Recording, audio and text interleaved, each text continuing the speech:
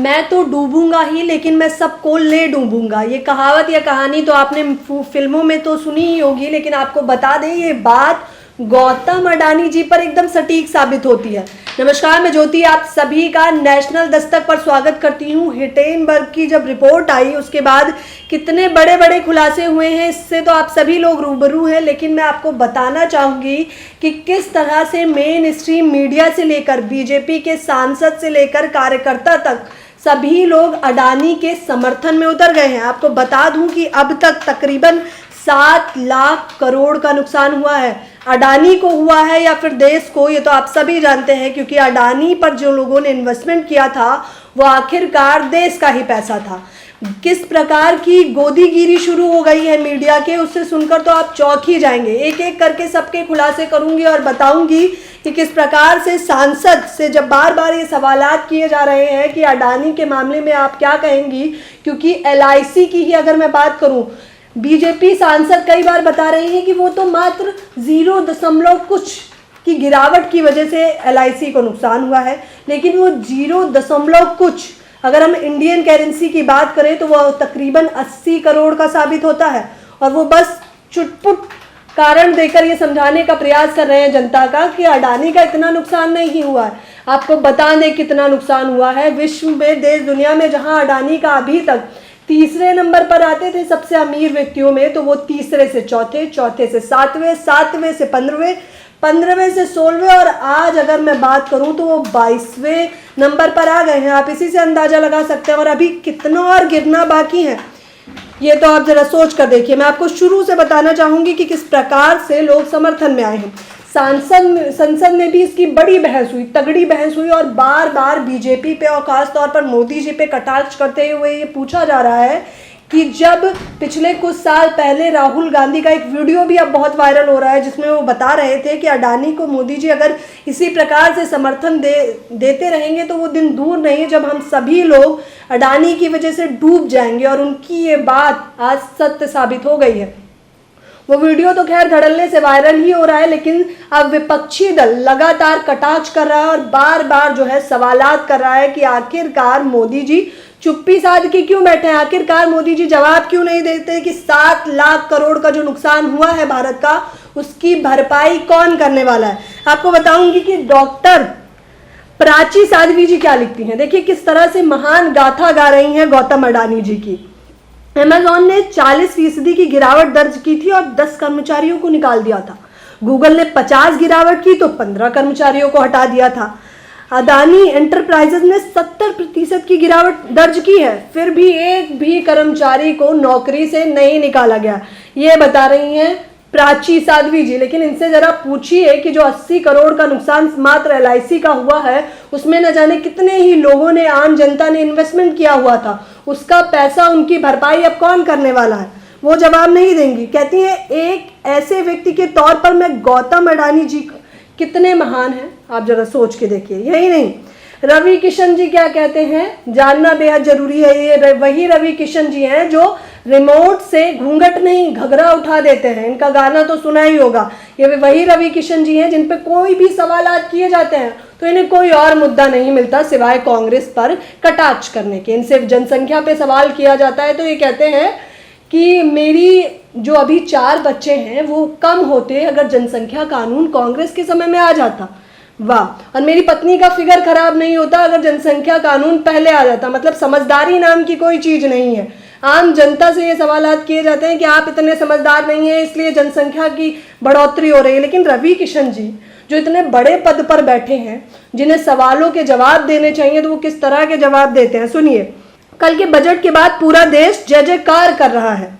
कांग्रेस के पास अब कोई और मुद्दा बचा ही नहीं है। ये सबको बाहरी बातें हैं। इससे पता चलता है कि कांग्रेस का दिमाग खाली हो चुका है। अब इनसे जरा पूछिए कि किस बजट की ये बात कर रहे हैं। उस बजट की बात कर रहे हैं जिसमें खिलौना सस्ता हो गया, ये उस बजट की बात कर रहे हैं जिसमें हीरा सस्ता हो गया, ये उस बजट की बात कर रहे हैं जिसमें साइकिल सस्ता हो गया।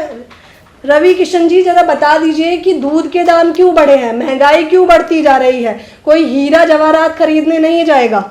उनके पास अब कोई तथ्य नहीं है। इन्होंने कहा कि कांग्रेस के पास अब कोई तथ्य रखने के लिए है नहीं। हमारे मोदी जी की परास्त करने के लिए कोई भी बाढ़ नहीं बचा है अब इनके पास, तो ऐसे ही कटाक्ष करते जा रहे हैं। सिर्फ यही नहीं, बीजेपी सांसद बोले या बीजेपी के कार्यकर्ता बोले तो 1 मिनट को समझ आ जाएगा कि अडानी को बचाने का प्रयास, ये इनडायरेक्टली मोदी को बचाने का प्रयास किया जा रहा है। लेकिन जब गोदीगिरी, मेन स्ट्रीम मीडिया गोदीगिरी किस प्रकार की करता है आप सुनिए। आप सभी जानते होंगे सुशांत सिन्हा, जिनका एक यूट्यूब चैनल, और पता है वो यूट्यूब चैनल की शुरुआत होते ही ये कहते हैं, अगर सच सुनने की हिम्मत है तभी इस चैनल में रुकिए वरना आप जा सकते हैं। तो ये कितना सच बोलते हैं सुनिए जरा। मार्केट में नया एजेंडा आया हुआ है, मोदी जी के कहने पर LIC ने सारा पैसा अडानी ग्रुप में लगा दिया और आपका सारा पैसा डुबा दिया। क्या आपको पता है इसका सच क्या है? देखिए न्यूज़ की पाठशाला इन्होंने ये कहा, तो किस प्रकार से अंधभक्ति के मामले में इन्हें जनता ने घसीट लिया, सुनना जरूरी है। अडानी कमजोर हुई तो आम आदमी नहीं बचेगा, क्योंकि अडानी प्रेमियों ने देश का पैसा अडानी की जेब में ठुसा दिया। ये आम जनता के कमेंट है। स्वदेशी का मतलब भी समझते हो तुम? इस देश को लूटने का श्रेय जाता है अडानी को, और लूट सके इसके लिए माहौल तैयार करने का श्रेय समझ गए होंगे, मतलब आप जैसे गोदीगिरी पत्रकारों को जाता है। और सिर्फ यही नहीं, डॉक्टर जंगो जी लिखते हैं, भाई इतनी टेंशन तो अडानी को भी नहीं है जितनी तुझे हो रही है, तू घबरा मत, तेरी दिहाड़ी नहीं रुकेगी। इस प्रकार की बातें की जा रही हैं।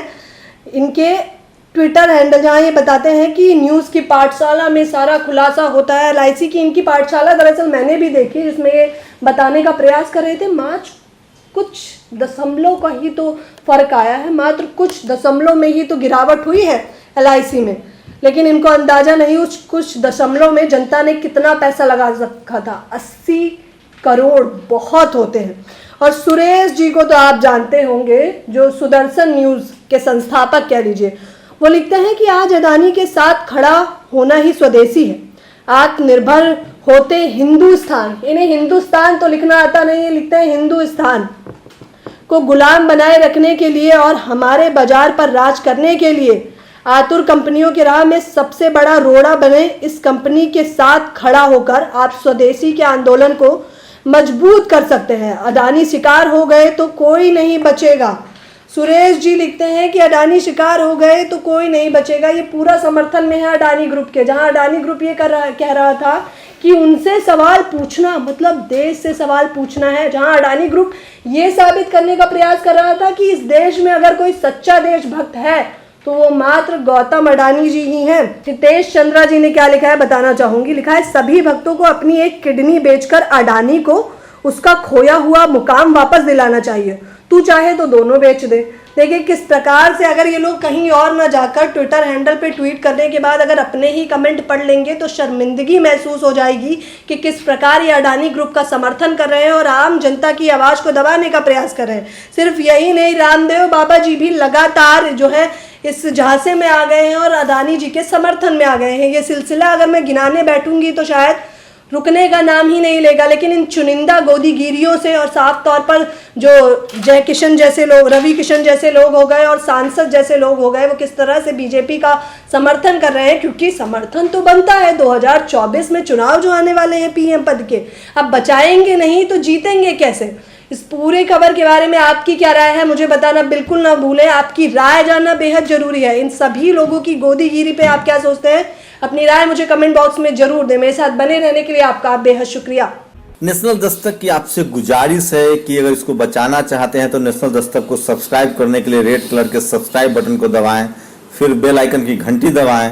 नेशनल दस्तक को बचाने के लिए बहुत जरूरी है कि हर खबर को शेयर करें, लाइक करें, कमेंट जरूर करें।